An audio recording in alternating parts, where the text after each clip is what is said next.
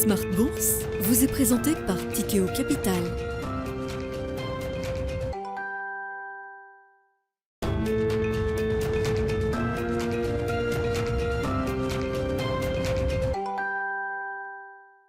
C'est reparti pour Smart Bourse, votre double dose quotidienne de marché en direct sur Bismart. Chaque jour à la mi-journée, 12h30, 13h. Et en fin d'après-midi, la grande édition pendant 1 heure à partir de 17h en direct, rediffusée à 20h sur Bismart TV.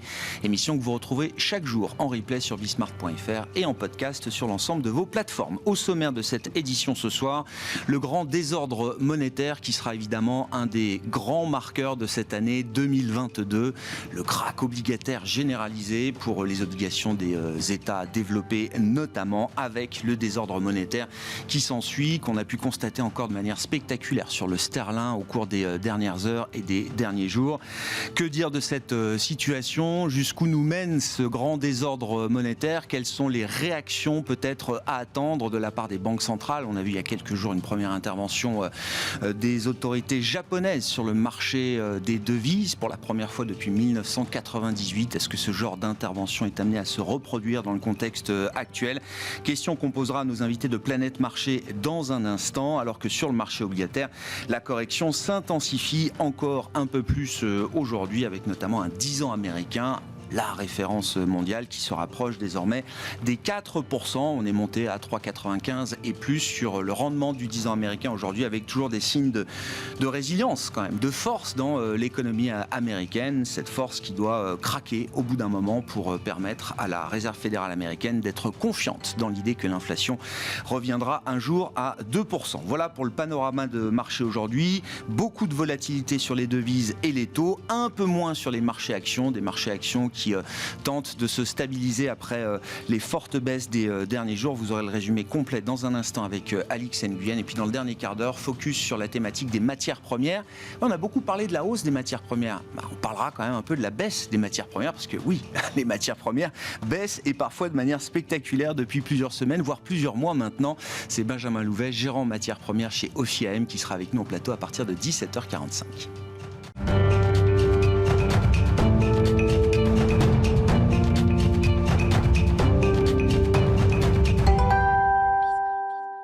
Tendance, mon ami, les infos clés de marché avec vous, Alix Nguyen, pour ouvrir cette émission. C'est à peine l'idée d'un rebond aujourd'hui sur les marchés actions en Europe, avec une bourse de Paris qui réduit ses gains en fin de séance. Oui, si le CAC reprenait du poil de la bête en début d'après-midi avec un rebond après une série de 9 replis en 10 séances, il apparaît désormais plus fébrile. L'indice encaisse de nouvelles informations selon lesquelles les gazoducs Nord Stream 1 et Nord Stream 2 sont touchés par des fuites de gaz inexpliquée en pleine mer Baltique, provoquant une hausse des prix du gaz en Europe. Le Danemark a placé ses infrastructures énergétiques en état d'alerte. Le pays estime par ailleurs qu'il est trop tôt pour connaître les causes de ces incidents très rares. Et puis sur le marché des changes et les marchés de dette souveraine, là où la volatilité est la plus importante, on tente là aussi de calmer un petit peu le jeu aujourd'hui. Oui, et ce, après un stress généré par un plan de dépenses massif du gouvernement britannique. La livre se ressaisit après avoir plongé hier à son plus bas historique. Depuis vendredi, elle est toujours en baisse de plus de 4%, mettant sous pression la Banque centrale d'Angleterre. À noter que le dollar recule aussi légèrement face à l'euro. Et du côté des actions américaines, séance en cours à Wall Street, bien sûr, les marchés actions tentent de rebondir après plusieurs séances de baisse. Oui, les investisseurs restent concentrés sur les développements macroéconomiques. Aux États-Unis, en août, les commandes de biens durables ont légèrement reculé, mais moins fortement que prévu.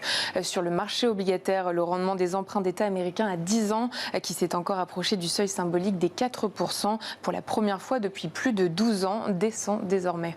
Et puis on notera le rebond sur les cours du pétrole, rebond qui vient après une baisse quand même de plusieurs mois, baisse d'environ 25-30% sur les principaux barils de pétrole. Mais aujourd'hui, c'est une séance de reprise, Alix. Oui, le baril de Brent grimpe après être passé hier sous la barre des 85 pour la première fois depuis janvier.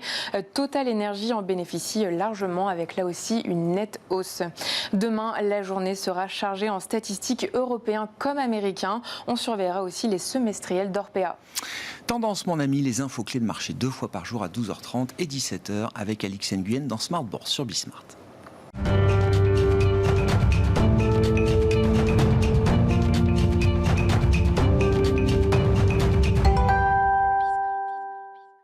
3 invités avec nous chaque soir pour décrypter les mouvements de la planète marché. Jean-François Robin est avec nous ce soir, le directeur de la recherche de Natixis. Bonsoir Jean-François. Bonsoir. Merci d'être là. Merci à Thierry Leclerc de nous accompagner également. Bonsoir Thierry. Bonsoir Grégoire. Vous êtes président fondateur d'AlphaJet Fair Investors et Pierre-Olivier Béfi est avec nous également en plateau. Bonsoir Pierre-Olivier. Ravi de vous retrouver. Vous êtes gérant et chef économiste chez Boussard et Gavaudan. Le grand désordre monétaire qui est déjà spectaculaire à l'aube de ce 4e trimestre 2022. On a déjà des mouvements historiques sur certaines grandes devises majeures, des devises de référence comme le sterling par exemple, qui est le dernier exemple spectaculaire en date. Le grand désordre monétaire va continuer. Pourquoi est-ce que vous êtes convaincu de cette idée, Pierre-Olivier ? Où est-ce que ça nous emmène ? Quels sont les risques de marché associés pour les investisseurs globaux ? Et qu'attendre de la réaction des banques centrales face à ce phénomène spécifique sur les devises? Est-ce que la solution est de continuer à monter les taux comme s'il n'y avait pas de futur, ou est-ce qu'il y a d'autres options possibles pour essayer de remettre un peu d'ordre dans cette grande pagaille monétaire? Ça fait beaucoup de questions. Oui, on prend un peu de temps. Je vous laisse couvrir le sujet en 5 minutes, Pierre-Olivier. Non, mais je dirais qu'il y a deux points. Le premier, c'est qu'on est en effet, à mon avis, qu'au début d'une grande phase de volatilité d'échange, qui est, là, on est en train d'expérimenter, entre guillemets, la sortie des taux zéro, voilà, avec des pays dont les termes de l'échange se sont beaucoup améliorés ou dont l'économie domestique est très forte, comme les États-Unis, qui peuvent se permettre de monter les taux de manière très agressive et qui ont vraiment un problème en termes de dynamique salariale, donc ils ont besoin de monter les taux. Et puis d'autres pays, alors ça a commencé plutôt avec le Japon, mais l'Europe est aussi un peu dans la même situation, même si c'est un peu moins le cas, mais avec une banque centrale japonaise par exemple qui a décidé de garder ses taux à zéro, évidemment ça crée une différence de taux qui ne permet pas d'aller acheter du yen. Voilà. Donc on a des mouvements comme ça qui sont du coup des grosses tendances qui sont importantes. Parfois on a aussi des rappels à l'ordre, alors c'est un peu à mon avis ce qui s'est passé pour le marché hier au Royaume-Uni. Le gouvernement a encore le temps d'ici, ils vont faire une revue budgétaire en novembre. La Banque centrale a indiqué qu'elle allait monter les taux si... Il y a une séquence, 3 novembre, prochaine réunion de la Banque d'Angleterre, et 23 novembre, je crois, effectivement, le budget global qui doit être précisé. Voilà, donc je pense que... Mais enfin, en tout cas, le message du marché, c'est de dire aujourd'hui, l'argent n'est plus gratuit et on ne peut plus dépenser sans compter. Alors, on peut faire des plans pour aider les ménages, par exemple, les moins aisés à subir le choc d'inflation, mais il faut faire ça dans un cadre budgétaire qui ne soit pas trop délirant à long terme. Voilà. Et c'est ce qu'attend le marché aujourd'hui. Donc ça, c'est la première phase. Après, il y aura aussi d'autres phases. Ça sera plutôt pour l'année prochaine. Mais par exemple, si on se souvient un peu de ce qui s'est passé en 98, qui a quand même conduit à une crise de change majeure dans les pays d'Asie du Sud-Est, à la suite de LTCM, à la première baisse des taux de la Fed, le yen, en 3 jours, s'est apprécié de 33%. Donc il faut bien imaginer que 5%, c'est pas grand-chose finalement. On regarde ce qu'on vit depuis quelques années où toutes les banques centrales mettaient du quantitative easing, déversaient la liquidité de partout de manière synchrone. Bon, l'échange s'équilibrait plus ou moins. Là, on est arrivé dans un monde où il y a des grosses divergences de politique monétaire, il y a des grosses divergences de fondamentaux économiques, entre par exemple une zone euro très dépendante des prix des matières premières et donc avec une dégradation finalement de la richesse en Europe relative, quoi. Quelque part, c'est un appauvrissement de payer son pétrole plus cher. On ne le produit pas chez nous. Alors que les Américains... Le prix de l'iPhone en euros sera plus cher, effectivement, aujourd'hui. Donc les marchés ont commencé à prendre cette dynamique en compte, mais il y aura aussi des contre-dynamiques qui vont se marquer dans les années qui viennent et qui vont être très très brutales. Et vous citez 98, alors comment on peut remettre un peu d'ordre là-dedans? L'intervention de la Banque du Japon la semaine dernière, je crois, est-ce que c'est déjà un premier signal? Est-ce qu'il y a une possible coordination à attendre de la part des banques centrales pour traiter la question du change spécifiquement face à la force du dollar qui écrase tout? Ou est-ce que la solution, c'est de suivre le rythme de la Fed tant que faire se peut, jusqu'à ce que quelque chose craque? Malheureusement, quand on parle d'intervention sur l'échange, déjà si on essaye de faire apprécier sa devise, ça ne marche jamais. Parce qu'évidemment, on a des réserves limitées, on ne peut pas faire n'importe quoi. Donc éventuellement, ce qu'on peut faire, c'est monter les taux très fortement, mais il y a un coût économique très fort à cela aussi. Ouais. Donc du coup, on se retrouve un peu dans une difficulté à être crédible devant le marché. Quand vous avez des vraies coordinations monétaires sur l'échange qui marchent en banque centrale, c'est quand la banque centrale, dont la monnaie s'apprécie, décide qu'on arrête, que ça va un peu trop loin. Mais pour l'instant, la Fed n'est pas dans une situation où elle a besoin que ça s'arrête. Paradoxalement, plus le dollar s'apprécie, plus l'inflation importée baisse et plus elle va résoudre son problème d'inflation plus rapidement. Donc pour elle, c'est plutôt bien en ce moment ce qui se passe. Donc c'est un problème. C'est un peu, si vous voulez, c'est très non coopératif. Exactement.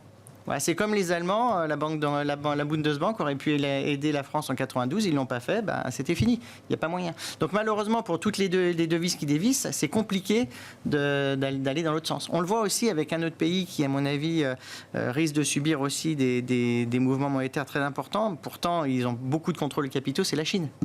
Voilà. Le renminbi aujourd'hui... On est à plus de 7, hein. Oui, mais dans un pays où il y a une crise immobilière, où il y a une incapacité de monter les taux aujourd'hui, ils ne peuvent pas resserrer, le taux de change est anormalement élevé. Ah, oui. Ah, ouais. Surtout que tous les compétiteurs ont déprécié de 25 à 30%. Là, le yuan est déjà au plus bas depuis 2008.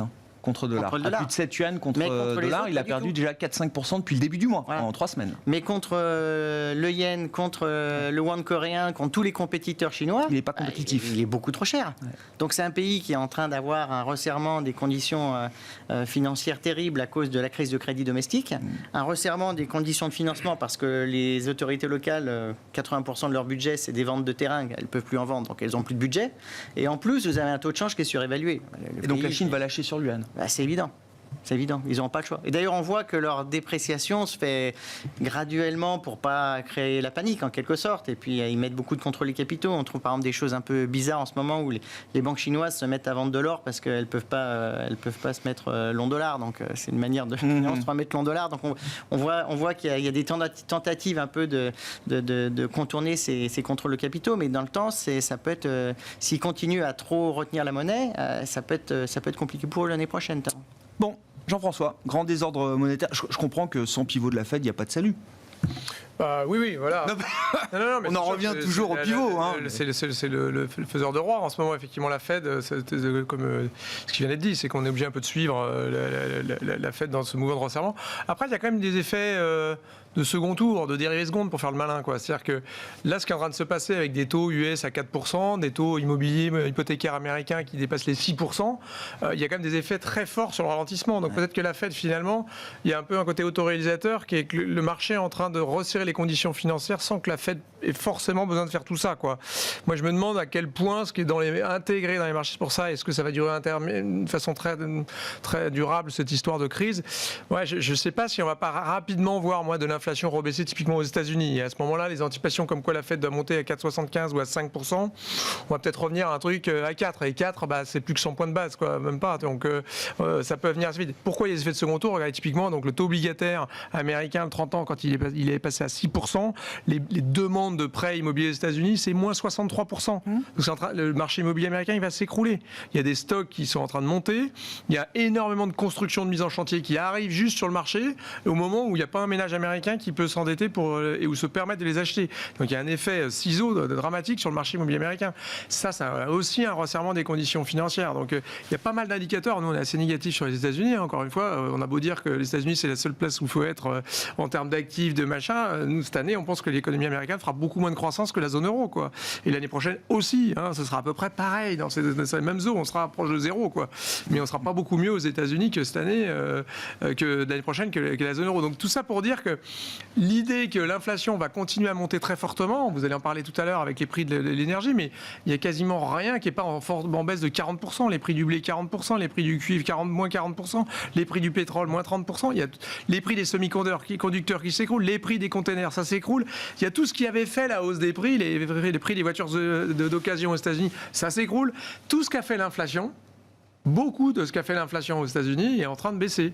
En Europe, c'est un peu particulier. À chaque fois que les prix du gaz commencent à rebaisser raisonnablement, il y a un tuyau de gaz qui pète comme par hasard. Bon, je ne veux pas faire mon complotiste, mais à qui profite le crime? Là, effectivement, il y a une weaponisation des prix du gaz. Donc en Europe, c'est un petit peu particulier parce qu'on est assez stupide pour toujours lier notre prix de l'électricité à notre prix du gaz, mais on a quand même pas mal d'éléments qui font penser que ça peut rebaisser. Sur l'inflation américaine, est-ce que ce que vous décrivez, c'est suffisant pour ramener un peu de confort à la réserve fédérale américaine? À partir de quel niveau d'inflation elle commence à être un peu plus confortable avec l'idée que oui, ça peut revenir à 2%? Parce que dans le discours aujourd'hui, j'essaye d'écouter précisément ce qu'ils disent. Déjà, on est backward looking, on veut voir les yeux dans les yeux, dans des rapports d'inflation, une inflation revenue à 2%. Je ne dis pas qu'il faut prendre ce discours pour la réalité demain, mais c'est quand même le discours aujourd'hui. Typiquement, nous, on voit de l'inflation américaine de headline CPI, donc total, fin d'année prochaine, on le voit à 2,5. Donc, encore une fois, on vient de 9, puis là, on est à 8. On le voit à 2,5 en fin d'année. Alors, il y a des trucs qui continuent de remonter, etc. Il y a de la transmission au prix des services, etc. Mais quand vous avez la situation que je décrivais sur l'immobilier, quand vous avez les ventes au détail aujourd'hui qui baissent, quand vous avez sans doute le taux de chômage américain qui va remonter vers 5, 5,5, je vois pas comment la Fed, voilà, ça va pas être 4, ça va plutôt être 5, 5,5. Vous avez une consommation américaine, soit c'est 70% du PIB, consommation américaine qui va forcément baisser. Donc, une économie américaine qui baisse, les salaires, ils vont pas rester à 7%, l'inflation va pas rester à 9, elle est déjà en train de baisser. Donc, tout ça fait qu'à mon avis, il y a des effets auto-entretenus comme ça. Moi, je pense vraiment qu'on n'est pas loin du pic d'inflation aux États-Unis. J'attends avec gourmandise le rapport sur l'inflation de vendredi, mais ça fait quand même 3 mois que ça baisse, l'inflation headline. Le corps est là pour plein de raisons, mais... Je sais que Jean-Paul nous a mis les yeux sur le headline CPI au mois de juin, mais c'est quand même le corps qui pose problème. C'est l'inflation endogène et sous-jacente. Oui, tout à fait. Là, il y a un sujet, on n'y est pas encore probablement, mais moi, je suis assez confiant qu'on est vraiment pas loin du pic de l'inflation aux États-Unis, compte tenu des indicateurs qu'on a sur l'économie américaine, qui se tient bien, qui résiste bien, tout ce que vous voulez. Mais il faut juste se dire les choses. Les États-Unis sont ceux qui resserrent le plus leur politique monétaire des grands pays. C'est d'ailleurs pour ça que leur devise s'apprécie. 300 points de base en 6 mois. Voilà, leur différentiel de taux, justement, joue contre l'euro. Donc, en plus de ça, donc, leur dollar s'apprécie 20% contre le sterling, 25% contre le sterling, 20% contre l'euro, 15% contre l'yen. Bon, tout ça, c'est quand même ces ralentissements économiques. Et de l'autre côté, vous avez la politique budgétaire américaine qui n'a jamais été aussi restrictive depuis 1946. 8 points de PIB. Donc, en fait, on a les deux pieds sur le frein. Je peux vous dire que l'économie américaine va ralentir. Et donc, le narratif higher for longer, on va mener les taux en territoire restrictif au-delà de ce qu'ils sont aujourd'hui et les maintenir, je crois que dans les dernières projections, c'est peut-être pendant 2 ans, 2023 et 2024, à un niveau de restriction au-delà de 4%, en tout cas pour le taux directeur américain. Ça vous dit, c'est peut-être une histoire qui sera révisée. Peut-être, mais en tout cas, oui, alors, ça peut être révisé, mais en tout cas, qu'est-ce que ça dit? C'est-à-dire que le gros des hausses des taux américains, il est avant la fin de l'année. Quasiment tout sera fait, si ce n'est tout. On sera 4 ou 4,5 d'ici la fin de l'année, mais ce sera quasiment fini pour nous. On est confiant sur ce taux terminal cette fois, parce qu'il n'a cessé d'être réévalué à la hausse en permanence. Et maintenant, c'est peut-être 5-6 chez certains. Imaginons ce que la Fed a dit, moi, si je monte les taux, c'est pas pour les baisser demain, donc je vais vous laisser 6 mois. Nous, on a regardé historiquement, en fait, les taux, ils rebaissent en moyenne 11 mois après avoir commencé, etc. Donc on peut dire qu'au mois de juin, ils pourraient baisser. Mais imaginons qu'ils ne baissent pas de l'année. Ça veut dire qu'on a des conditions financières encore plus restrictives aux États-Unis. C'est encore un argument pour dire que l'économie américaine, elle va faire 0,5 de croissance l'année prochaine. Moi, je pense qu'elle est en récession, en vraie récession, avant la fin de l'année, et qu'elle va avoir du mal à rebondir s'il n'y a ni politique monétaire, ni politique budgétaire, et qu'on a des taux, en fait, nominaux et réels qui sont maintenant assez... Les taux réels, ça y est, on va avoir des trucs qui sont quand même assez restrictifs, finalement. Enfin, relativement.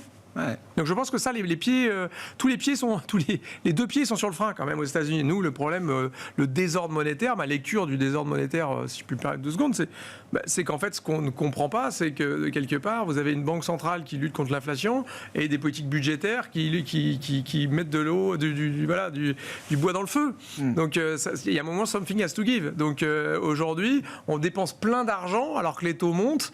Donc voilà, il y a un truc qui ne va pas. Donc il y a un désordre monétaire aussi. De ce point de vue-là, il y a une espèce de cohérence dans le policy mix britannique ou européen aujourd'hui. On questionne le policy mix pour moi. Ouais. C'est pour ça qu'on a un sujet. Mais encore une fois, effet de second tour. Si on a raison et qu'on est obligé de faire une récession, on ne va pas rester très longtemps à ces niveaux-là, quoi.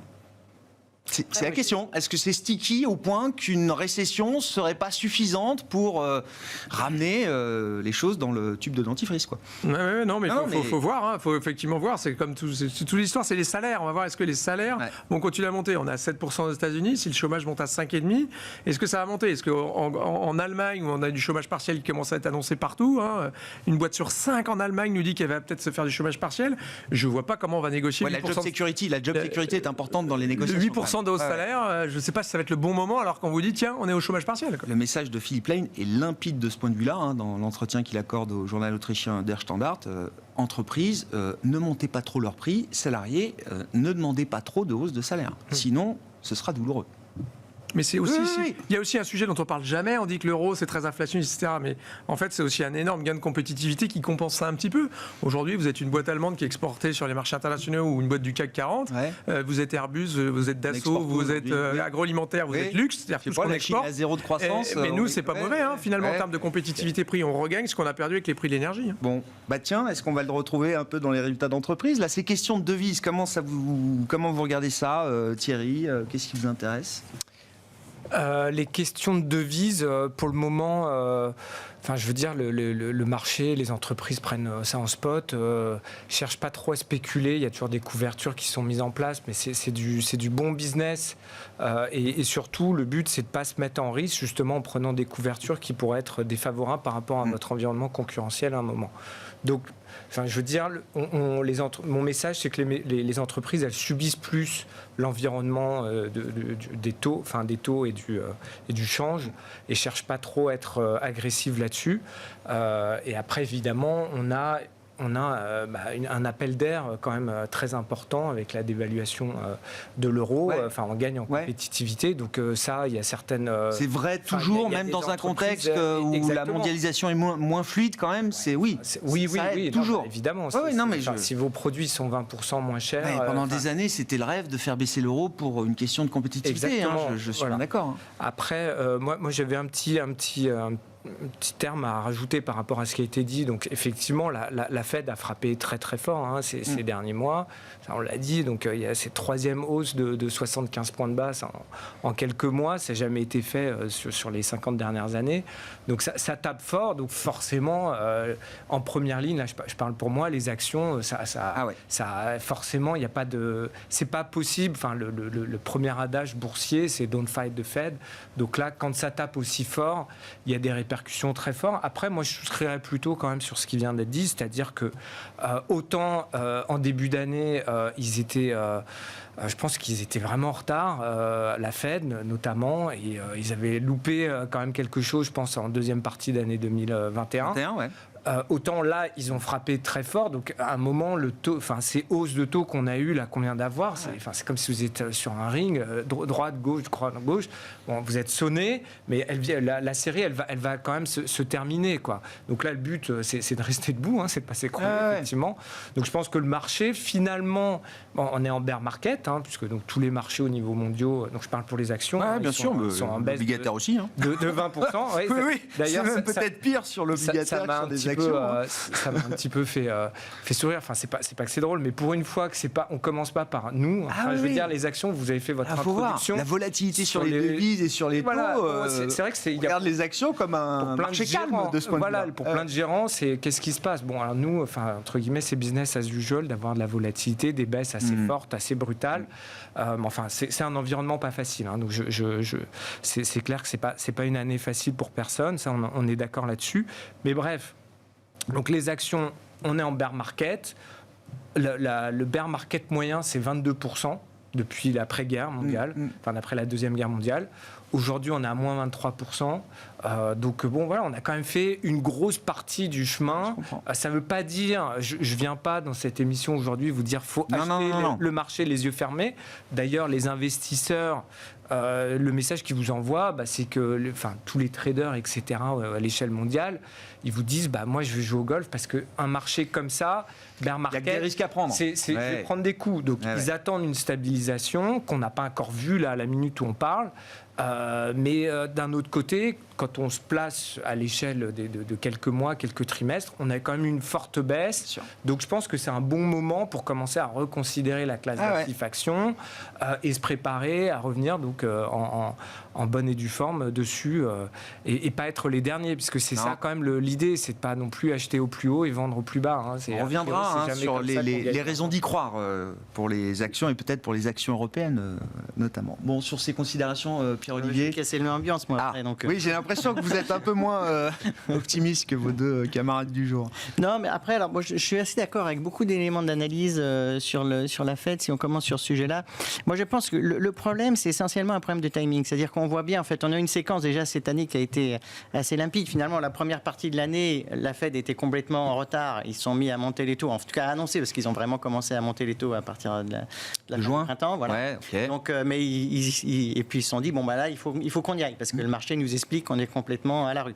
Et puis finalement, quand ils s'y sont mis, le marché a commencé à dire, bon, bah ça y est, ils sont en train de faire les choses, et puis de toute façon, ils iront pas très loin, ils vont faire leur pivot, etc. Donc il y a une période entre juin et mi-août où le marché s'est un peu rassuré. On l'a vu aussi, le marché obligataire un peu retempérer les hausses de taux, etc. Un peu la courbe sur Pantelier pour être technique. Et puis finalement, on arrive en août, et puis ils nous disent, non, bah finalement, on n'en a pas encore fait assez. Et puis on s'attendait tous à ce que le CPI soit meilleur. Finalement, il n'était pas encore meilleur, et on se retape une deuxième vague. Voilà. Alors là où je partage aussi ce qui a été dit, c'est que bon, il y a un moment, ça va s'arrêter quand même. On ne va pas avoir l'inflation qui va aller à 60% l'année prochaine. Non. Mais il y a 2 points qui sont quand même gênants. C'est que le premier, c'est qu'on sent que la Fed a une visibilité de 6 semaines. Alors quand la Fed a une visibilité de 6 semaines, on n'est pas très très confiant sur leur capacité à bien monitorer les prochains chiffres d'inflation, etc. C'est l'approche meeting par meeting. Voilà. Le deuxième point, c'est qu'il est assez évident que l'inflation headline totale va baisser. De toute façon, une fois que vous avez... C'est comme tout, quand vous avez monté de 10%, hein, si vous êtes stable après, en net, vous avez une énorme désinflation. Ça, c'est évident. Oui. Le gros problème de la Fed aujourd'hui, c'est que quand on monte les prix de 10%, si les ménages derrière qui n'ont pas encore eu leur 10% de hausse, ils voient que les prix ne bougent pas, mais ils se disent, mais attends, mais moi, j'ai déjà pris 10% dans la tête, là, il va falloir m'augmenter mes salaires. Et donc, c'est la dynamique qui est à l'œuvre aux États-Unis. Et c'est ça qu'ils veulent casser. Et pour casser ça, malheureusement, le vrai signal, il faut casser le marché de l'emploi. Donc la Fed, le gros problème de la Fed, c'est que tant qu'elle ne voit pas le marché de l'emploi cassé, elle aura du mal à être très dovish. Voilà. Et 4 de taux de chômage, hein, c'est ce qui est dans les prévisions pour l'an prochain. C'est ça, casser le marché de l'emploi C'est là où moi je pense qu'il y a un point qui est dans le consensus qui n'est pas bien compris. Je pense qu'on est vraiment dans le cadre de 74, sauf sur un point, la dette globale, qui est beaucoup plus élevée cette fois qu'en 74, c'est-à-dire que ça va taper encore plus fort. Mais à mon avis, ce qui va se passer, c'est qu'il y a un délai entre les prochains mois où on va encore avoir une Fed qui peut être encore assez au quiche. On va jouer au dé à chaque fois qu'il y a un CPI qui sort. Le prochain, il sera peut-être un peu meilleur. Et puis après, les gens vont regarder dessous l'inflation sous-jacente. Ils vont regarder comme aujourd'hui, par exemple, les ventes de maisons neuves. Oui, effectivement, il y a un rebond énorme des ventes de maisons neuves là après des chiffres en baisse. 74, ce qui est très intéressant, c'est que c'est le marché immobilier qui craque, en effet, et la consommation. Ce ne sont pas les entreprises. C'est-à-dire que c'est la seule crise depuis les années 70 où ce ne sont pas les entreprises qui craquent. Et quand c'est l'investissement immobilier qui craque avec la consommation, ça fait très mal. Et ça arrive d'un seul coup. Donc en fait, là, par exemple, si vous regardez la hausse de chômage, de taux de chômage la plus rapide qu'on a eu dans les dernières décennies, c'est en 74. Et donc je pense que ce qui va se passer, c'est une espèce de désynchronisation entre le moment où on est aujourd'hui, on a l'impression qu'il n'y en a jamais assez dans le tiroir. Donc finalement aujourd'hui, pourquoi la Fed n'irait pas mettre ses taux à 5%? Oui. Qui peut répondre à cette question? Personne. Moi-même, je ne peux pas répondre. Enfin, après, on peut discuter, etc. On peut donner des arguments, mais personne n'est sûr. On ne sait pas si ça va rester à 4,25, 4,50, 5, peut-être même un peu au-dessus. Enfin, on ne sait pas. Non, mais si c'est 4, 4,25, d'accord. Si c'est entre 5 et 6, c'est déjà plus la même histoire qui a été jouée par le marché aujourd'hui. Et une fois qu'on a résolu ça, ça ira un peu mieux. Donc c'est pour ça que je pense qu'en fait, on peut aussi avoir une bonne fin d'année, parce qu'en effet, je suis d'accord que peut-être le prochain CPI, j'essaye de prier, mais il ne sera pas trop dégueulasse, sinon on est encore reparti pour une troisième vague. Ouais, alors là, on va vraiment aller à 5, je pense qu'il n'y aura pas de... Mais si vraiment le CPI est un poil meilleur, les gens... Je pense qu'il y aura des gens, parce que c'est quand même un vote sur le marché, il y a des gens qui vont dire, non mais là, c'est bon, on a assez déliré, ça va... Donc on va pouvoir commencer à avoir un état d'esprit un peu plus constructif sur le marché. Donc je pense que c'est vrai que le 10 octobre, ce CPI, c'est hyper important. Puis je reviens, enfin, c'est aussi ce qui se passe ailleurs dans le monde, c'est-à-dire que tout le monde synchronisé y va au galop, dans le sillage de la Fed, ça aura des répercussions, des effets de boucle quand même à un moment qui vont se retrouver, y compris pour l'économie américaine. Oui, mais j'imagine. le problème, c'est qu'après, ce qu'on va voir, une fois, si on a un petit rebond en fin d'année ou un gros rebond, je ne sais pas, on verra. Plus il y a les mid-term, etc. Donc c'est assez la saisonnalité est favorable. Le problème, c'est que tout le monde pense comme ça. Alors des fois, ça ne se passe pas comme on le pense. Mais une fois qu'on aura ça, quand on va arriver en début d'année prochaine, le premier trimestre va être catastrophique au niveau de la croissance. Parce que pour moi, et c'est là que je diverge un peu, je pense qu'il n'y a pas de récession. Même en France, il n'y a pas de récession. En France, le pouvoir d'achat des ménages, cette année, il est positif, paradoxalement, sur la masse salariale. parce qu'il y a de l'emploi. Alors c'est vrai qu'individuellement, tout le monde Il y a parle plus du pouvoir d'heures d'achat. travaillées. Voilà. Donc individuellement, bon, c'est pas pour rien qu'il y a des émissions sur le pouvoir d'achat depuis un an. Je veux dire, il y a un vrai choc inflationniste. Mais au niveau global, il n'y a pas encore ce choc ressenti. Mais l'année prochaine, il pourrait être assez violent. Voilà. Et parce qu'on a aussi beaucoup repoussé avec toutes ces. En fait, le risque, c'est que la récession soit encore un peu plus loin devant nous que ce qu'on imagine. Exactement. Et plus profonde. Bon. Non, Jean-François, quelques commentaires. Je voulais qu'on dise un mot C'est un d'Italie scénario, aussi. hein, après. Non, oui, mais bien sûr. justement, Ah bah non, mais c'est. pour essayer de faire le lien, il y a aussi cet impact, cet facteur qu'il faut aussi peut-être prendre en compte. C'est-à-dire qu'il suffirait d'un ou deux chiffres d'inflation pour que ça sonne un petit peu le pivot. Et moi, je reste assez persuadé que ce qui va se passer en premier, ce serait un peu mon pari, c'est que ça va revenir par les taux, par le crédit et pas par les actions. Pourquoi je dis ça ? C'est qu'aujourd'hui, évidemment, c'est une des pires performances actions depuis plus de 20 ans. Sur les taux, c'est depuis que les statistiques, depuis 1931, voire depuis que les statistiques existent. Donc c'est la pire performance pour un gérant obligataire qu'on ait jamais vu. Ça fait 50 ans pour quelqu'un qui serait... donc on a vraiment un truc extrêmement violent sur les taux. Or, ce qu'on voit aujourd'hui, c'est que tout le monde, et justement ne sachant pas si ça peut aller à 5, tout le monde joue le fait que les banques centrales vont jamais s'arrêter. Moi, on met deux chiffres d'inflation, les gens avec des taux à 4%, à 5%, et encore vous mettez des spreads de crédit là-dessus, ou qui commencent à être quand même assez fortement écartés, on va revenir assez vite sur le spread de crédit. Si je compare ça avec les actions, alors on a peut-être un débat, mais moi quand je regarde les bénéfices anticipés, les PE forward d'un S&P qui a 16,5, on a la moyenne de long terme, donc on n'a pas vraiment paniqué sur les actions. Sur le marché américain. Ouais. Or, si j'ai mon inflation qui baisse, notamment parce qu'il y a de la récession en Chine, en Europe, aux États-Unis, tout ça ralentit gentiment de façon coordonnée, et donc ça va faire extrêmement ralentir les économies, donc l'inflation, donc les taux. Je ne pense pas que dans un environnement où les taux sont très élevés et les économies ralentissent, ce soit très favorable aux actions. Donc moi, je pense que ça peut revenir par les taux, en fait.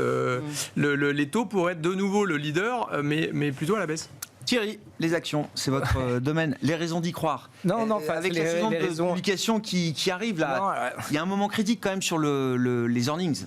Le E du PE, là, visiblement, c'est le moment critique. C'est un peu ce que je voulais dire par rapport à juste ce qui vient d'être dit, c'est-à-dire que on a quand même le Nasdaq qui a perdu 33% year to date, par rapport depuis au novembre 2021. Voilà, par rapport au 16 novembre 2021, donc on a fait moins 33%.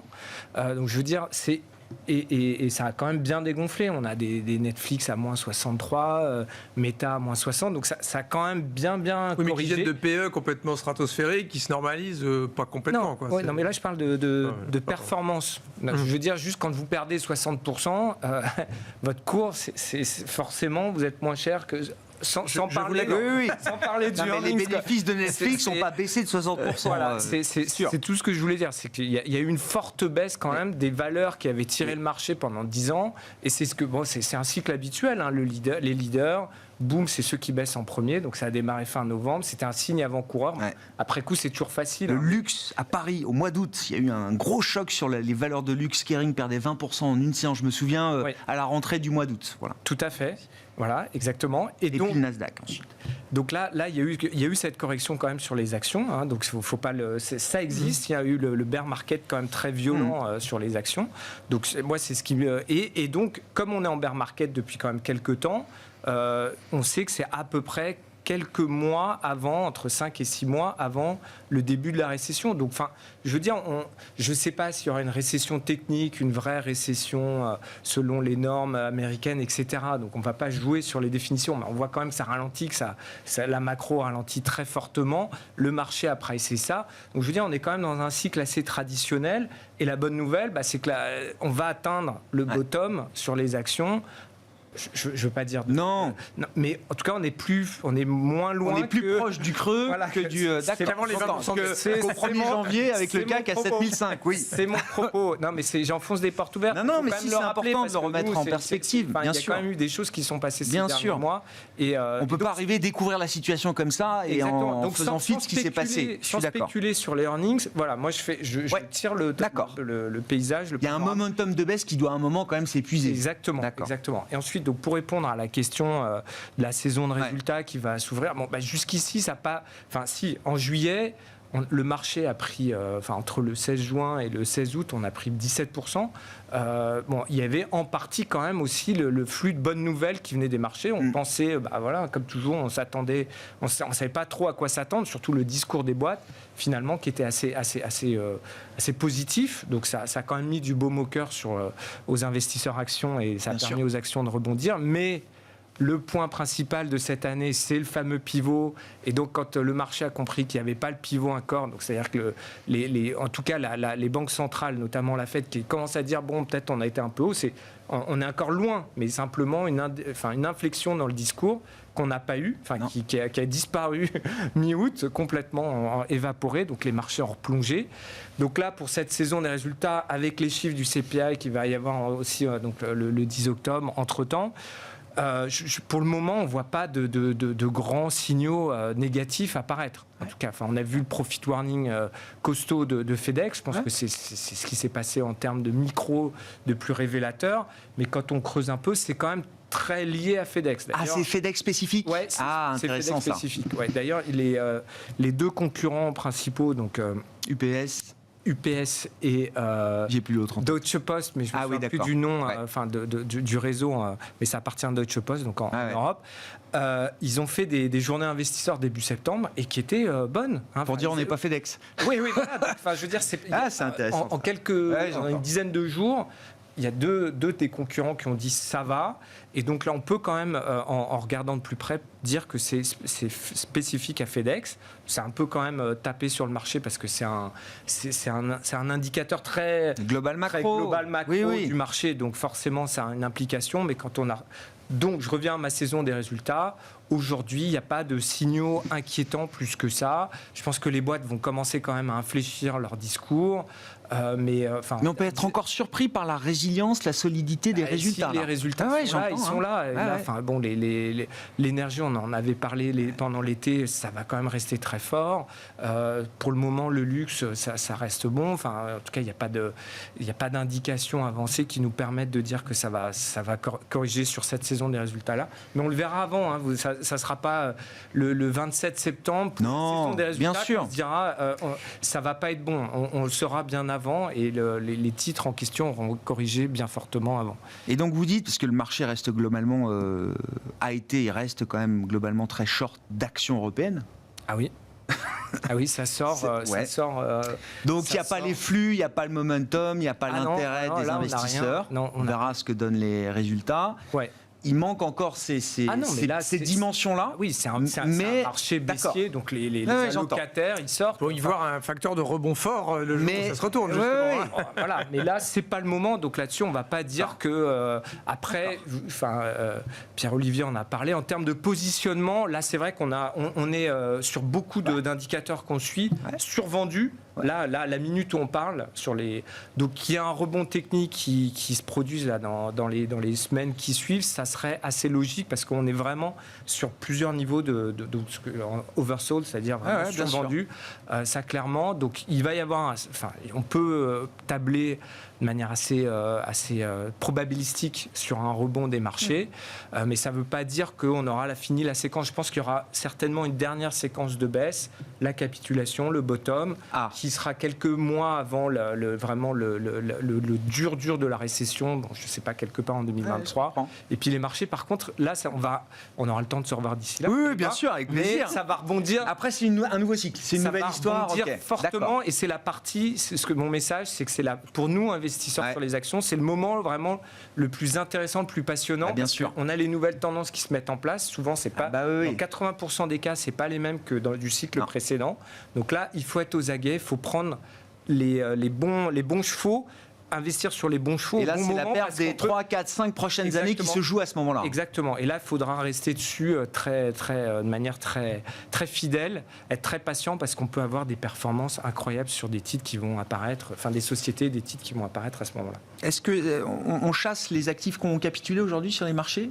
l'idée que alors, le marché action n'a pas encore capitulé. Est-ce qu'on a observé quand même des phénomènes de capitulation sur de l'obligataire souverain ou d'entreprise qui permet peut-être, avec l'idée que le marché a été bien nettoyé, je sais pas, je voyais la tête du 100 ans autrichien, effectivement, il est vraiment revenu à la Le case meilleur départ. trader de la planète, Après c'est le trésor autrichien, je vous le rappelle. Hein, C'est vrai Bah oui, ils ont mis à 100 ils l'ont ans. placé le 100 ans, bah oui, et puis il a Bravo.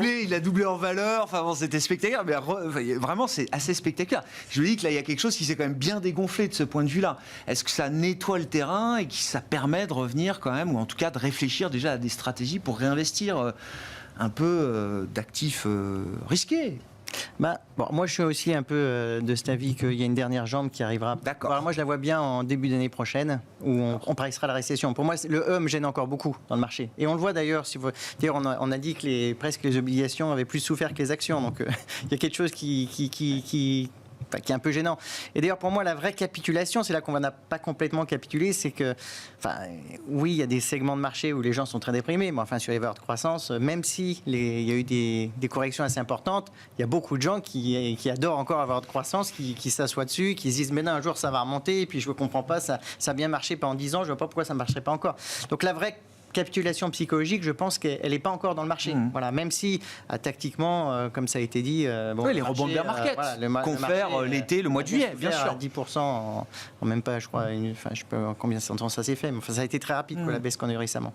Voilà, donc moi c'est encore le E qui me gêne. C'est vrai que c'est intéressant parce que je pense qu'aussi ce qui peut nourrir un rebond tactique, si la saison de résultats est plutôt bonne, elle commence mi-octobre aux États-Unis, ça peut correspondre aussi à un CPI qui est un peu mieux. On peut avoir psychologiquement un environnement qui est un peu plus favorable pour la fin de l'année, qui donne un peu de courage je dirais, à une troupe d'investisseurs où on est tous un peu quand même oui, et vous dites, oui, mais c'est intéressant, mais voilà. on est sur du court terme, on fait la séquence, la 10 octobre, l'inflation américaine, et puis les résultats ensuite. Oui, parce que l'horizon de temps est forcément un horizon de temps tactique aujourd'hui. Il n'y a pas matière à être beaucoup plus long que ça dans ces réflexions. Je me dis, le bear market est terminé quand on a éliminé des incertitudes. Et aujourd'hui, il y en a trop. Il y a l'incertitude sur la Fed. On ne peut pas encore l'éliminer totalement. On ne peut pas se dire qu'ils vont s'arrêter. On ne peut pas dire qu'ils vont pivoter. Après, c'est sans doute celle-là qu'on va enlever la première. Mais après, on va avoir l'incertitude des dégâts qu'on va avoir. Quand vous avez, même en Europe, quand on a une BCE, aujourd'hui, les prix, ce qui est pricé, c'est 3,25 en juin l'année prochaine. Mais ça veut dire qu'en France, on va avoir des taux à 5 ou 6%, des taux immobiliers. Mais qui va acheter de l'immobilier avec 5 ou 6%? Mais en fait, on va avoir un crash immobilier mondial. C'est un... oui. Et donc, tout le monde va baisser en même temps. Voilà. Après, la seule nuance, et là aussi, je suis un peu d'accord avec là-dessus, je pense qu'en Europe, il y a tellement de mauvaises nouvelles pricées que moi, en relatif, je pense que paradoxalement, sur le directionnel, c'est difficile que l'Europe... On a une marge de sécurité sur les actions européennes, quand même, avec le niveau de valorisation. Voilà. Après, je ferai attention, évidemment, si on a un crash immobilier, il ne faut pas acheter des bancaires. Voilà, même si les bancaires, elles paraissent pas chères. On a toujours envie de les acheter. Moi, le premier... On est revenu très en dessous de la book value. Le crash immobilier, il sera aux États-Unis aussi, encore une fois. On sera... Non, moi, je suis assez de cet avis-là aussi, finalement, que l'Europe, je trouve qu'il y a énormément de mauvaises nouvelles. Non, mais même sur la Fed, pour aller un peu dans le sens qui a été dit, le gros du mouvement, le pivot, évidemment, je suis d'accord, on ne peut pas exclure qu'ils aillent à 5 ou à 6, la Fed, on ne sait pas. Simplement, moi, never fight the Fed, c'est toujours quand même, en tant qu'ancien banquier central, j'ai tendance à croire les banquiers centraux. Et quand ils vous disent, j'ai 125, et encore, il y a plein de monde chez moi qui dit, il n'y a que 100 BP à faire encore, et après, c'est fini. C'est comme ce qu'ils disent dans les dots. Donc, on en a fait, les 2 tiers du chemin seraient faits. Et la fin du chemin, ce serait la fin de l'année. Or, d'ici là, moi, je suis assez confiant qu'on va voir, encore une fois, les chiffres d'inflation quand même pas mal baissés. Donc, mais si je reviens à mon histoire d'Europe, moi, ce que je trouve, c'est qu'il y a énormément de choses, ne serait-ce que sur les prix de l'électricité qu'on fait payer à la France aujourd'hui. On a l'impression qu'on va tous mourir de froid, qu'on va tous en train d'être tricoter des pulls. Et RTE nous dit non. 19 degrés dans les logements collectifs, c'était le chauffage moyen dans les années 90. Non, mais même personne ne mourrait de froid dans les années 90 en Europe. Aujourd'hui, avec un euro à 0,95, est-ce que c'est peut-être le moment d'avoir des actifs européens pas chers avec une devise pas chère? Trop short Europe, quoi. Voilà, je pense qu'il ne faut pas être si short. Est-ce que vraiment l'Allemagne va être en récession à 3,5 comme nous disent certains? Nous, on n'y croit pas du tout. Pourquoi on ne parle pas de l'Italie? Il reste une minute. Pourquoi on ne parle pas de l'Italie ce soir? On ne parle pas d'Italie parce que finalement l'extrême droite a un peu mis de l'eau dans son Chianti et que ce qui faisait peur c'était... en fait, encore une fois, moi ma lecture de ça, c'est on est en train d'avoir la première lecture du fédéralisme européen. C'est qu'on n'a pas vu, on n'a pas assez discuté de ce que l'Europe est passée avec un pas fédéral monstrueux, avec son budget de 750 milliards, et elle a 194 milliards pour l'Italie qui est là. Fratelli d'Italia, ils ne peuvent pas se permettre de dire autre chose qu'on va à la marge, on va va peut-être revenir sur les retraites, on va peut-être revenir sur l'impôt des sociétés, mais globalement, je vais faire à peu près du Draghi, quoi. Parce que j'ai pas le choix, j'ai 194 milliards ici, et que voilà. Et en plus, en Italie, honnêtement, ils ont 3% de croissance de prévu cette année, ça se passe pas si mal. Ils sont pas si mal, je suis d'accord. Donc il n'y a pas de risque à la grecque.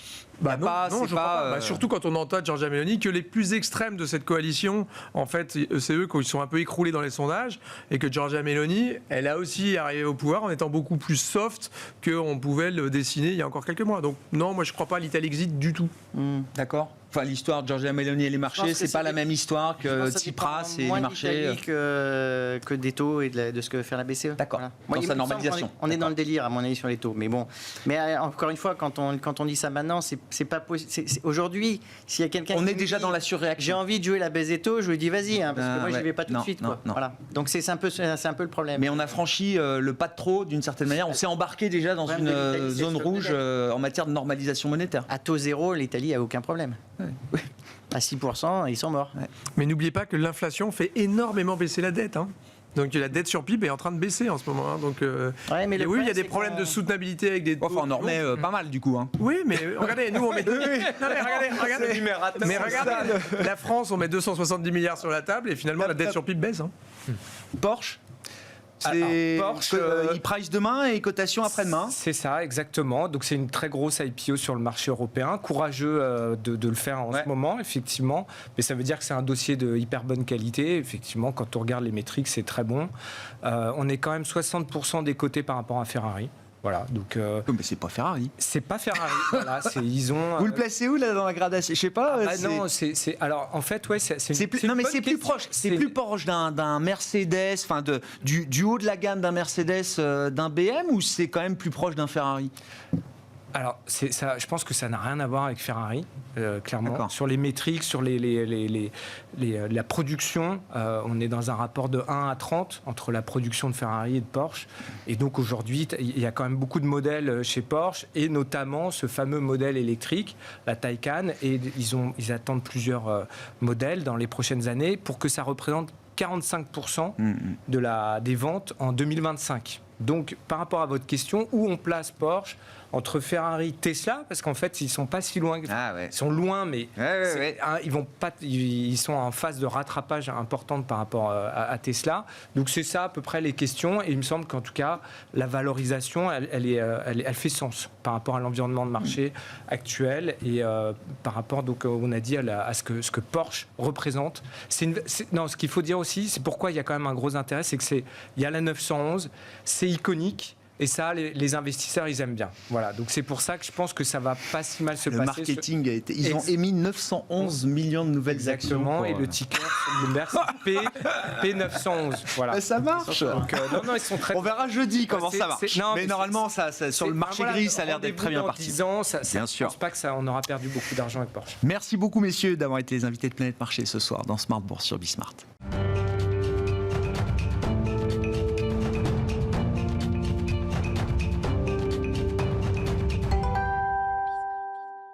Le dernier quart d'heure de Smart Bourse chaque soir, c'est le quart d'heure thématique. Le thème ce soir, c'est celui des matières premières qui baissent. Benjamin Louvet est à mes côtés en plateau pour en parler, gérant matières premières chez Ophi Asset Management. Bonsoir Benjamin. Bonsoir Grégoire. Tellement parlé de l'envolée des matières premières, je trouve qu'on entend beaucoup moins de gens parler de la baisse des matières premières. On en parle pas mal. Globalement, le retentissement médiatique est un peu moins fort en dehors des cercles spécialisés, pour dire les choses pudiquement. On a d'autres sujets et des classes d'actifs un peu Donc plus je voulais quand même que vous nous racontiez la baisse des matières premières, parce que ça baisse depuis plusieurs mois même maintenant pour certaines. Oui, ça baisse depuis plusieurs mois. Alors il y a des raisons évidentes et qui sont des raisons plutôt conjoncturelles, on y reviendra, mais dans les raisons conjoncturelles, bien évidemment, il y a le repricing du risque et notamment le risque de récession en Europe qui maintenant n'est plus un risque mais quasiment acté. Les prévisions de l'OCDE sont sorties hier, on voit moins 0,4 de croissance en Allemagne en 2023. On a bien évidemment un risque de récession pour l'instant modéré aux États-Unis et donc tout ça tire un peu la demande a priori de matières premières à la baisse. On a également évidemment une problématique dollar, avec un dollar qui ne cesse de monter face aux autres devises. Et donc, vous le savez, les échanges de matières se faisant en dollars, le pouvoir d'achat des autres monnaies a tendance à être un peu restreint. Et donc, la demande de matières premières en pâtit un petit peu. Et puis, on a surtout ce risque lié à la politique zéro Covid en Chine, qui contraint l'activité chinoise. Alors on se parle, il y a encore à peu près 300 millions de Chinois qui sont confinés d'une façon ou d'une autre. Sous mesures sanitaires, voilà, oui, et donc strictes. ça contraint la production chinoise. Et je vous rappelle que la Chine, c'est à peu près 50% de la consommation de tous les métaux de la planète. Donc évidemment, quand la Chine ralentit, il y a des craintes sur le marché des métaux, et des craintes qui sont en partie confirmées. Quand on regarde les chiffres, par exemple, sur le zinc, on constate que la Chine, depuis 10 ans, est importatrice nette de zinc. Et cette année, la Chine exporte du zinc. Donc il y a des inquiétudes sur ce sujet qui font que aujourd'hui, beaucoup d'investisseurs, notamment, ont souhaité sortir de ce marché.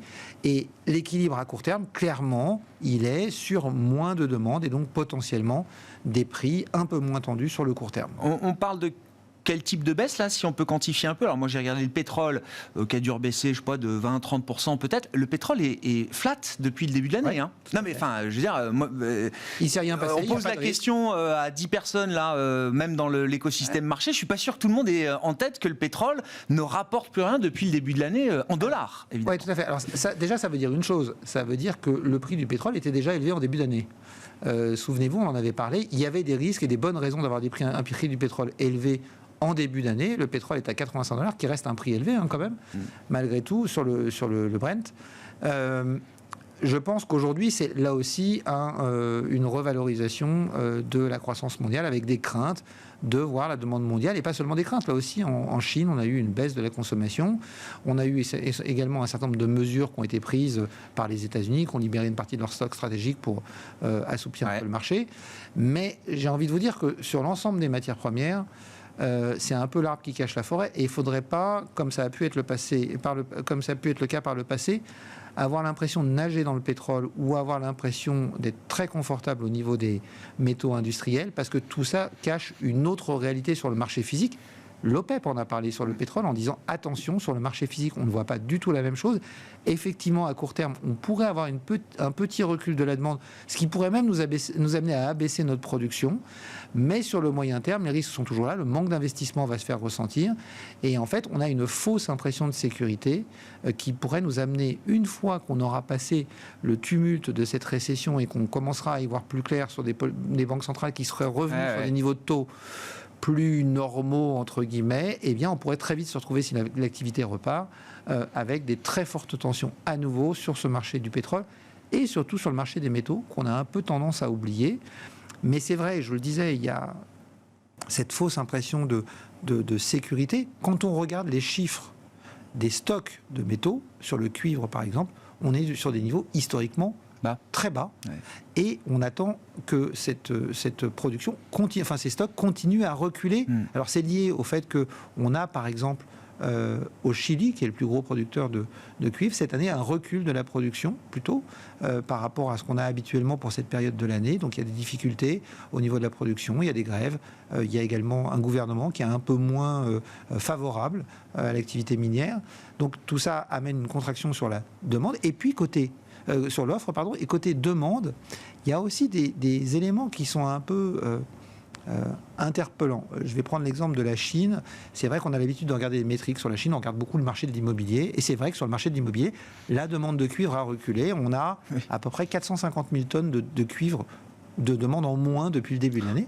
Mais à côté de ça, les analystes ne regardent pas forcément les nouvelles métriques, et notamment tout ce qui a trait aux technologies vertes. Et quand on regarde la croissance de la demande de cuivre dans les technologies vertes en Chine depuis le début de l'année, on est à plus 550 000 tonnes. Ah oui. Et donc plus que la destruction de demande dans l'immobilier. C'est d'autres industries que l'immobilier qui tirent aujourd'hui, qui sont des drivers de plus en plus importants pour la consommation et la demande de cuivre. On voit ces stocks qui continuent à baisser. Donc maintenant, une fois qu'on a dit ça, vous comprenez bien que si la Chine arrive à stabiliser un peu sa situation sanitaire et que son activité reprend un peu, vu la volonté du gouvernement chinois de relancer l'économie, il y a eu un plan infrastructure avant l'été, il y a eu une baisse de taux, il y a eu une baisse des réserves réglementaires des banques, tout ça visant à stimuler l'activité, vous comprenez bien qu'une fois qu'on sort de tout ça, même si on a une récession encore en cours en Europe et une récession moyenne aux États-Unis, compte tenu de l'importance de la Chine sur ce marché, on pourrait très vite voir les prix de ces métaux repartir très fort.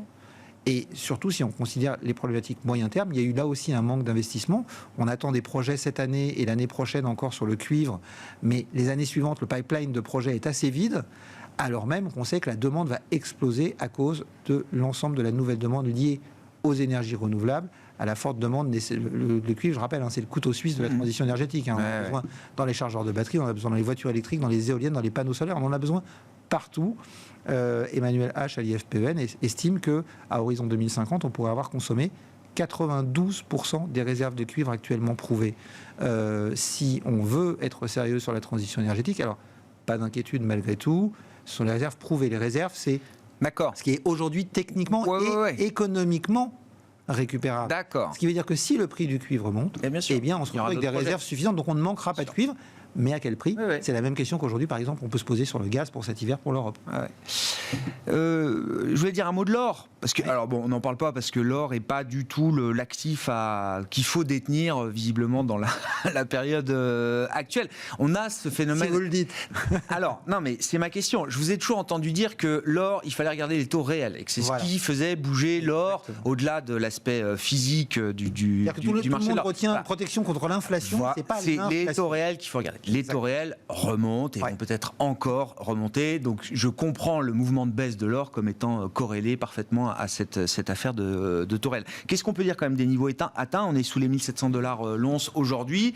Qu'est-ce que ça reflète déjà comme niveau de taux réel, si je puis m'exprimer ainsi ? Et oui, effectivement, est-ce que là, il y a matière à être peut-être un peu plus constructif ? Alors, pour être tout à fait honnête, la baisse de l'or de cette ampleur, on ne l'avait pas vu venir parce que je ne pensais pas que les taux d'intérêt réels arriveraient sur ces niveaux-là. Personne. Très honnêtement. Mais pas même les banquiers centraux. Et pour être très honnête avec vous, si on regarde le lien qui existe entre les taux réels et l'or, le cours de l'or aujourd'hui devrait plutôt se situer aux alentours de $1 500. D'accord. Voilà. Il tient bien pour deux raisons. La première, c'est qu'il y a une prime géopolitique. Malgré tout, aujourd'hui, il y a quand même des craintes. Et puis, pour une deuxième raison, c'est que malgré tout, il y a un certain nombre d'investisseurs qui ont du mal à croire aux anticipations d'inflation qui sont prises dans les taux réels à long terme. Aujourd'hui, le 5 ans dans 5 ans estime un taux d'inflation aux alentours de 2 à 2,5%. Bon, nous, on a un peu de mal à y croire aussi. Je vais vous dire, d'abord parce qu'on a eu l'occasion d'en parler, il y a cette problématique de transition énergétique qui, pour nous, va avoir un impact inflationniste durable sur l'économie. Au-delà de ça, on a un autre problème, c'est que la hausse des taux va pouvoir avoir un impact sur la demande, c'est bien pour ça qu'elle est faite, pour restreindre la demande, mais elle arrive sur des économies qui sont déjà en ralentissement. Et ce que ne fait pas la hausse des taux, c'est régler les problèmes d'offres. Or, sur les matières premières, aujourd'hui, c'est essentiellement des problèmes d'offres qu'on a, de sous-investissement chronique. Donc, si on ne change pas notre consommation des matières premières, on rebutera sur ces problèmes. On va avoir à nouveau, et donc, pour nous, cette inflation pourrait plutôt se stabiliser aux alentours de 3,5 à 4% durablement du fait de cet impact des matières premières. On peut aussi parler des énergies. Le gaz va probablement, compte tenu de la situation avec la Russie, rester durablement élevé parce que malgré tout, on peut arriver à trouver du gaz par ailleurs, mais les terminaux de gaz naturel liquéfié n'étant pas infinis, ça veut dire que ce gaz, on le prend à quelqu'un d'autre, et donc on va l'avoir, mais on va l'avoir à un prix plus élevé. Donc il y a une compétition économique, et puis sur le pétrole, manque d'investissement qui fait que pour nous, le prix du pétrole devrait se stabiliser plutôt aux alentours de $100, avec un risque plutôt à la hausse en fonction de la reprise de l'économie. Donc on a là un potentiel d'inflation élevé. Côté taux, moi je serais surpris que les taux d'intérêt réels puissent rester durablement au niveau où ils sont actuellement. Je parle des taux réels uniquement, donc différentiel taux d'intérêt nominaux et inflation. Pourquoi ? Simplement parce que je rappelle qu'on a des États qui sont extrêmement endettés. J'entendais ce matin encore une interview sur le sujet. Les intérêts de la dette en France cette année, ça va être 50 milliards d'euros. C'est-à-dire à peu près le budget du plus gros ministère français, le ministère de l'Éducation. Et François Villeroy de Galhau le rappelait il y a quelques temps, 1% de hausse de taux en France, c'est 7 à 8 milliards d'intérêts en plus. C'est l'équivalent du ministère de la Justice. Donc, c'est quelque chose qui est difficilement soutenable, en particulier en Europe, avec les spreads qu'on peut avoir, les écarts qu'on peut avoir avec les pays périphériques, avec la situation italienne qui va être particulièrement préoccupante et qui pourrait amener l'Europe à être obligée de mettre en place ces mécanismes d'anti-fragmentation qu'on attend de voir à l'œuvre. Donc, pour moi, on va devoir avoir une réadaptation des taux d'intérêt réels, soit par ajustement sur l'inflation, soit par ajustement sur les taux d'intérêt réels à cause de la dette et que les banques centrales ne pourront pas aller aussi loin qu'elles veulent. Dans tous les cas, ça devrait profiter à l'or. En gros, l'or, le moment d'y rentrer, ça va être bientôt, quand on va commencer à voir les banques centrales arriver Au pivot. maximum, Oui, le pic. au pic de. On y a cru une première fois de à l'été, crainte. c'était pas le moment. On est Voilà. reparti pour un tour. Ça on sera verra probablement ce qu'il en est. quelque part au premier trimestre. Et comme le marché a toujours un peu d'avance, on peut penser que l'or pourrait retrouver des couleurs en fin d'année. Merci beaucoup Benjamin pour ce tour d'horizon du secteur et du segment des marchés premiers. Vous en êtes spécialiste. Benjamin Louvet, gérant matières premières chez Ophi Asset Management, était l'invité du quart d'heure thématique de Smart Bourse ce soir.